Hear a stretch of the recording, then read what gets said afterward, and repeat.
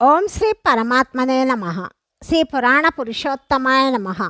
శ్రీ శివమహాపురాణము రెండవ సంహిత రుద్ర సంహిత.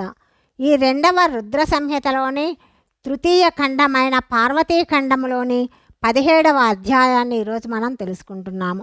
మొత్తం పార్వతీఖండంలోని 12వ భాగము ఈరోజు మనం తెలుసుకుంటాము.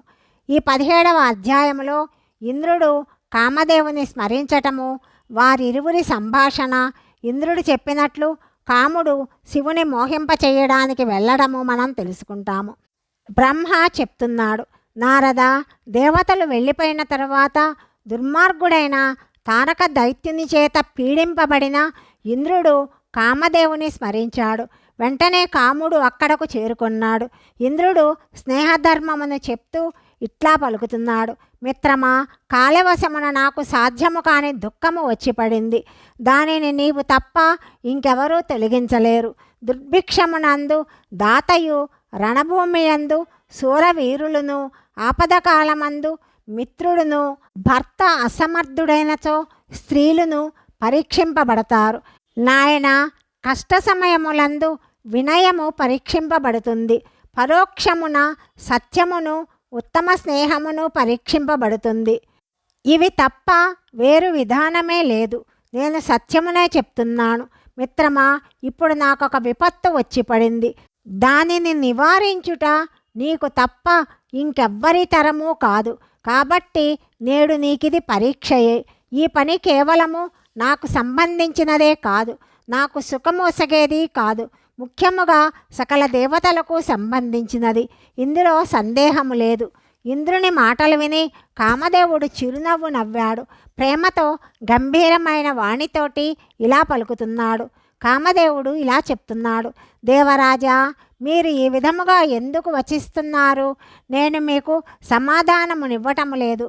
అవసరమైన దానిని నివేదిస్తున్నాను. లోకమునందు నిజమైన మిత్రుడెవరు? మిత్రుడు అంటే నటించువారెవరు అన్నది చెప్పవలసిన విషయము కాదు, స్వయముగా చూడవలసిన విషయము. సంకట సమయములో పెద్ద పెద్ద మాటలు చెప్పువాడు పని ఏమి చేస్తాడు? అయినప్పటికీ మహారాజా, ప్రభు, నేను చెప్పిన దానిని మీరు వినండి.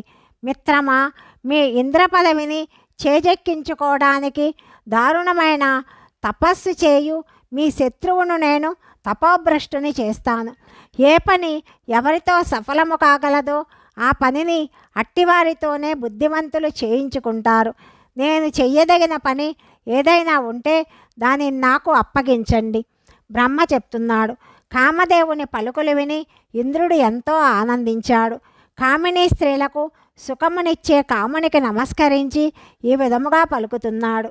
ఇంద్రుడు చెప్తున్నాడు, మిత్రమా, మనోభావ, నేను తలపెట్టి సాధించవలననుకున్న కార్యము సిద్ధింపచేయడానికి నీవే సమర్థుడవు. ఇతరులెవ్వరి వలన ఇది సాధ్యపడదు.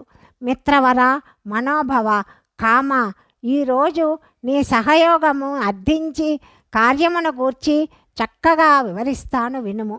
తారకుడని పేరుగల దైత్యుడు ఎంతో ప్రసిద్ధుడు. వాడు బ్రహ్మచేత అద్భుత వరములను పొంది అజేయుడయ్యాడు. అందరికీ దుఃఖమును కలిగిస్తున్నాడు. అతడు సకల ప్రపంచమును పీడిస్తున్నాడు. వాని వలన మాటిమాటికి ధర్మము నశిస్తున్నది. అతని చేత సకల దేవతలు, సమస్త ఋషులు దుఃఖభాజనులయ్యారు.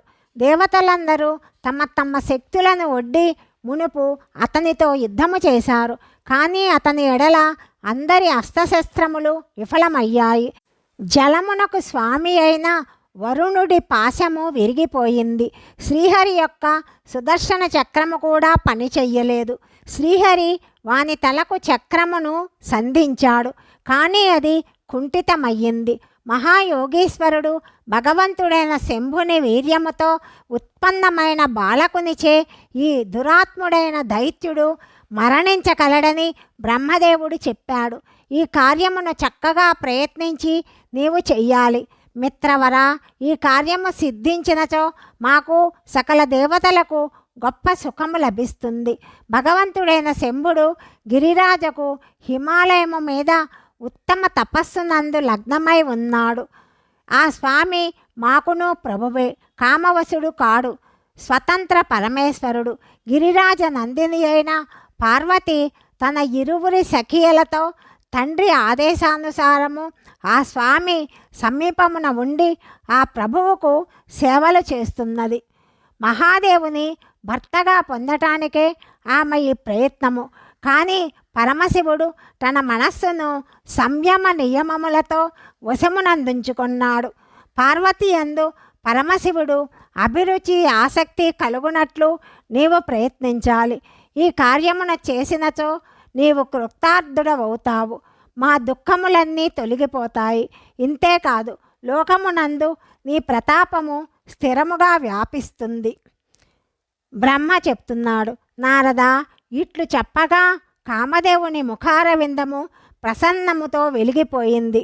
అతడు దేవరాజుతో ప్రేమగా పలుకుతున్నాడు. నేను ఈ పనిని తప్పక చేస్తాను, ఇందులో సందేహం లేదు. ఆ విధముగా పలికి శివమాయచే మోహితుడైన కాముడు ఆ కార్యము కోసము తన అంగీకారమును చెప్పాడు. వెంటనే ఆ భారమును తాను స్వీకరించాడు.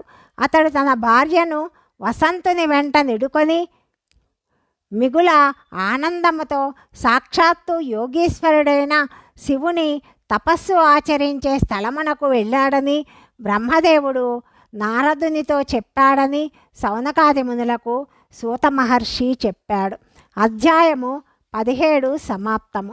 18, 19 అధ్యాయాల గురించి తదుపరి భాగంలో తెలుసుకుందాం. సర్వం శ్రీ పరమేశ్వరార్పణమస్తు.